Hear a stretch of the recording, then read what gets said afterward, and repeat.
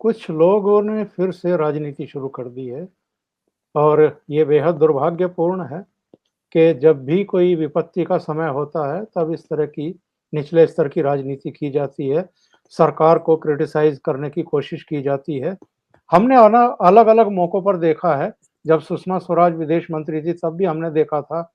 उनके बाद भी देखा है, जगह-जगह चाहे नेपाल हो, चाहे अफ़गानिस्तान हो, खाड़ी के कोई देश हों, अलग-अलग जगहों से भारतीयों का वहाँ से निकाला गया और बड़े अभियान चलाए गए भारत की तरफ से। बहुत संवेदनशीलता के साथ ये सब किया गया।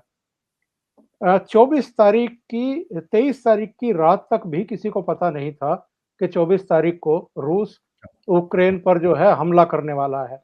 और वहाँ जितने छात्र थे, वो तो कीव में भी ये कह रहे थे कि नहीं, यहाँ तो कोई दिक्कत नहीं है, हम तो फ्रीली घूम फिर रहे हैं, यहाँ कोई टेंशन नहीं है, जनजीवन एकदम नॉर्मल है। 24 को हमला होने के बाद स्थितियां एकदम पलट गई, उलट गई। हालांकि 24 तारीख से पहले भी भारत सरकार के विदेश मंत्रालय की 2 एडवाइजरी आ चुकी थी, 3 एडवाइजरी आ चुकी थी कि आप लोग सुरक्षित रहिए और अगर हो सके तो वहां से रवाना होइए। इसके बावजूद ये आलोचना करना सरकार की या विदेश मंत्रालय की कि साहब समय रहते हुए वहां से स्टूडेंट्स को नहीं निकाला गया, नागरिकों को नहीं निकाला गया, ये जो आलोचना हो रही है, इसको आप कितना सही और कितना गलत मानते हैं? देखो चौधरी साहब, ये जो आलोचना हो रही है बिल्कुल गलत है। हमें देखना पड़ेगा सिचुएशन कि जिस प्रकार से आपने बताया 24 तारीख से पहले यूक्रेन के अंदर, और मैं भी कीव से कुछ लोगों के साथ संबंध में था, कोई भी ये नहीं सोचता था कि अटैक हो सकता, और हम भी समझ रहे थे, और वहां पर बिल्कुल नॉर्मल सिचुएशन थी। और भारत की गवर्नमेंट ने 2 एडवाइजरी दी, बताया स्टूडेंट्स को कि सिचुएशन खराब हो सकती है, इसको छोड़े आप यूक्रेन को। मगर उनकी जो यूनिवर्सिटी थी वो कह रही थी क्लासेस चलेंगे और हम वर्चुअल क्लासेस नहीं चलाएंगे। तो अब माहौल बिल्कुल ठीक लग रहा है। यूनिवर्सिटी बोल रही है कि सब सिचुएशन ठीक है, क्लासेस आपको अटेंड करनी है, मेडिकल स्टूडेंट है, प्रैक्टिकल है। तो ऐसे में अगर आप ले आते हो और कल को कुछ नहीं होता तो आप कैसा होता? तो उस टाइम स्टूडेंट नहीं आए, किसी ने नहीं सोचा था। मगर जब से युद्ध स्टार्ट हुआ तब से गवर्नमेंट बहुत प्रोएक्टिव होगी, ऑपरेशन गंगा चलाया। और ऐसे में जिस प्रकार से भारतीय स्टूडेंटों को, जो कि यूक्रेन के चारों तरफ फैले हुए हैं, उनको वहां से निकालना, यूनिवर्सिटी से टाई अप करना, उनको बसों से या मेट्रो से लाना, बॉर्डर तक ले जाना यूक्रेन के, और चाहे वो पोलैंड का है, हंगरी का है, या रोमानिया या स्लोवाकिया का, वहां ले जाना, फिर यकीन करना कि वो बिना वीजा के पासपोर्ट से ही पार कराना, फिर उनको वहां पर अपने एयरक्राफ्ट भेजना, उनको लाना। ये ऑपरेशन आसान नहीं है। अब यह भी मैं बताना चाहूंगा व्यूअर्स को, भारत एक ऐसा देश है जिसने इतना बड़ा ऑपरेशन चलाया हुआ है, चीन भी नहीं चला पा रहा, और ज्यादातर देशों ने तो अपनी एम्बेसी बंद कर दी है यूक्रेन में, तो कहां चलाएंगे? तो भारत का जो ऑपरेशन है, मैं कहता हूं काबिले तारीफ है। यो अमन का जो एक दुर्घटना हुई है, ये मैं कहता हूं ये तो कभी भी हो सकती है। ये तो एक बच्चे को आप लाइन से निकाल के मार दो, बड़ी दुर्भाग्य की बात है, मैं ये कहता हूं। तो सच्चाई ये है, ऑपरेशन गंगा बड़े स्पीड से चला है। अभी प्रधानमंत्री हर रोज मीटिंग करते हैं। वो 4 मंत्री जो डायनेमिक मंत्री और सीनियर मंत्री हैं, जैसे जनरल वीके, जिनको एक्सपीरियंस है सीरिया से लाने का, इराक से लाने का, उसके बाद अपने सिंधिया, रिजू और पुरी साहब, इनको भेजा है पोलैंड में भी, हंगरी में भी, रोमानिया में भी, स्लोवाकिया में भी।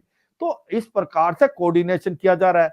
इसके अलावा भारत की जो वायु सेना है, वायु शक्ति, और उसका इस्तेमाल किया जाता है। एयरफोर्स के जो सबसे बड़े हमारे C-17 ग्लो मास्टर जो 11 है, उनको स्टैंड बाय है कि आप अगले 3 दिन के अंदर 26 फ्लाइट करोगे, एक में 250 से 300 बच्चे आ सकते हैं, वो लाए जाएंगे।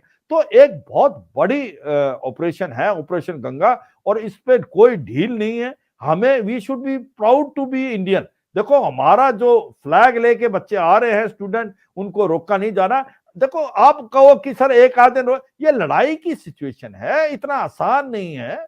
आप दूसरे देशों को देखें, कोई ये ऑपरेशन चला नहीं पा रहा है, उनके बच्चे, उनके स्टूडेंट वहां पर हैं, उनको कोई भी लुक आफ्टर करने वाला नहीं। एक भारत देश है जो इतना बड़ा ऑपरेशन चला रहा है, चीन भी नहीं चला पा रहा। तो ये इसकी जो एक प्रकार से इसके बारे में जो क्रिटिसाइज करना मुझे नहीं लगता कि बिल्कुल ठीक है, बिल्कुल गलत है, बल्कि अप्रिशिएट करना चाहिए। गवर्नमेंट किस प्रकार से प्रोएक्टिव स्ट्रेटेजी, एक और है इसके अंदर चौधरी साहब, जो भी जी, खर्चा हो रहा है गवर्नमेंट ऑफ इंडिया दे रही है किसी जी, जी, स्टूडेंट। जी, तो मुझे बिल्कुल। लगता है कि जिस प्रकार से इतना लार्ज स्केल पर ऑपरेशन चलाया जा रहा है, आसान ऑपरेशन नहीं है, इसके लिए कोऑर्डिनेशन चाहिए, इनके लिए इन देशों के प्रधानमंत्रियों से बात होनी चाहिए। देखो 10 लाख से करीब लोग खड़े हैं यूक्रेन के, पोलैंड के बॉर्डर पे, हंगरी के बॉर्डर के, रोमानिया के बॉर्डर पे, वो यूक्रेनी वहां से जाना चाहते हैं। तो ऐसे में जगह नहीं मिल रही। मैं मानता हूं कई जगह रिपोर्ट आई है, कुछ स्टूडेंट जो है पहले आपके हंगरी चले गए, फिर वहां जगह नहीं मिली, फिर पोलैंड गई है। ये ग्राउंड सिचुएशन है, ये आसान काम नहीं है। मगर मुझे लगता है कि गवर्नमेंट ने बड़ा प्रोएक्टिव स्ट्रेटेजी ली है, सोच समझ के काम किया है। और जिस प्रकार से ये ऑपरेशन गंगा चलाया जा रहा है, it is a matter of pride for being a Indian. तो ये सच्चाई है कि अगर कोई भी पार्टी इसका पॉलिटिकल फायदा उठा के क्रिटिसाइज करने की कर रही कोशिश कर रहा है, मेरे हिसाब से बड़ी दुर्भाग्य की बात है। आज हमें भारतीय होने पर एक प्रकार से प्राउड फील करना चाहिए कि हमारी गवर्नमेंट कितना प्रोएक्टिव एक्शन लेके अपने बच्चों को वहां से निकालने की पूरी कोशिश कर रही। और कोशिश नहीं, अगले मुझे लगता है एक हफ्ते तक सबको निकाले, क्योंकि भारत के पास काबिलियत और क्षमता भी है। ये भी एक बिल्कुल, बड़ी बिल्कुल। इंपॉर्टेंट है। क्या हमारे पास विल पावर है? क्या हमारे गवर्नमेंट के पास विजन है? क्या हमारे पास काबिलियत और क्षमता है? तो ये जब सारी चीजें हैं, तो मुझे लगता नहीं कि अगले हफ्ते 10 दिन के अंदर हम सभी जो हमारे स्टूडेंट्स हैं हर एक जो इलाके से हम निकालने में बिल्कुल सक्सेसफुल होंगे चौधरी साहब।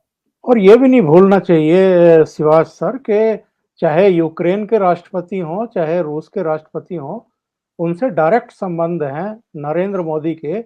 और वो लगातार उनसे बात करके उन्होंने ये सुनिश्चित किया है कि अगर भारतीय दल, चाहे स्टूडेंट हैं, चाहे नागरिक हैं, वो तिरंगे के साथ अगर जा रहे हैं, तो उन पर अटैक ना किए जाएं। और इसके लिए पुतिन ने भी और आपके यूक्रेन के राष्ट्रपति ने भी अपनी सेना को निर्देश दिए।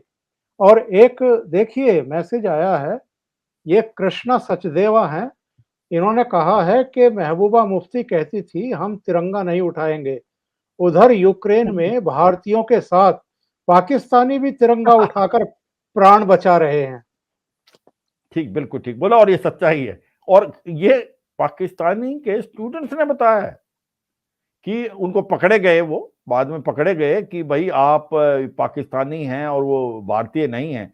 मगर वो सच्चाई ये है कि ग्राउंड रियलिटी है। ये तो हमने भी नहीं सोचा था, जिस प्रकार से भारत के झंडे की इतनी इज्जत है। और ये इज्जत इसलिए है कि आज हमारे देश की छवि बहुत ऊंची। आज बिल्कुल, भारत को सब सीरियसली लेते हैं। आज भारत एक मिलिट्री इकोनॉमिक पावर है। आज भारत की जो लीडरशिप वो डायनेमिक है, क्योंकि आज मोदी साहब एक इंटरनेशनल स्टेट्समैन के तौर पे निकले, इसमें कोई शक नहीं। तो ये जो ऑपरेशन चला रही है गवर्नमेंट, काबिले तारीफ है। और गवर्नमेंट को हम मदद देनी चाहिए as a citizen of this nation. जो भी बन पाता है हमें करना चाहिए, क्योंकि देखो ये गवर्नमेंट है, बिना अभी कोई पैसा नहीं ले जा रही, सब कुछ खर्चा कर रही है, मिनिस्टर भेज दिए हैं। और ऑपरेशन इस स्केल पे चलाना आसान काम नहीं है, चीन जैसे देश भी नहीं चला पा रहे चौधरी साहब।